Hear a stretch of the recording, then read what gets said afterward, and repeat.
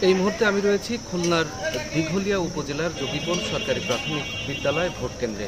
এই কেন্দ্রে মোট ভোটার সংখ্যা 2805 জন।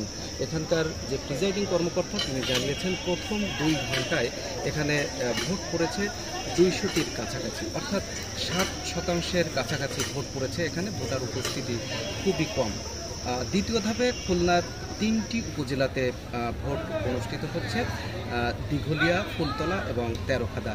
এই 3 উপজেলা থেকে একই ধরনের তথ্য আমরা পাচ্ছি ভোটার উপস্থিতি।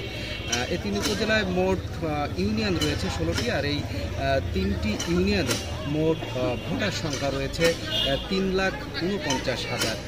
আর ভোট কেন্দ্র রয়েছে 138টি। এই 138টি ভোট কেন্দ্রের মধ্যে 95টি ঝুঁকিপূর্ণ কেন্দ্র হিসেবে চিহ্নিত করা হয়েছে। আর এই ঝুঁকিপূর্ণ যে কেন্দ্র রয়েছে সেই কেন্দ্রগুলোতে নিরাপত্তা ব্যবস্থা বাড়তি যে ব্যবস্থা সেটি কিন্তু গ্রহণ করা হয়েছে। আরেকটি বিষয় জানিয়ে রাখি, তা হচ্ছে যে এই 3 উপজেলাতে মোট প্রার্থীর সংখ্যা হচ্ছে 33 জন।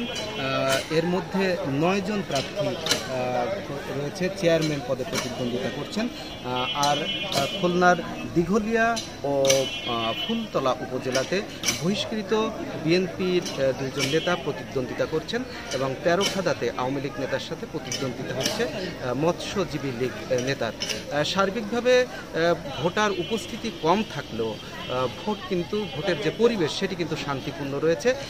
কোনো জায়গা থেকে এখনো পর্যন্ত অপ্রীতিকর কোনো ঘটনার খবর আমরা পাইনি।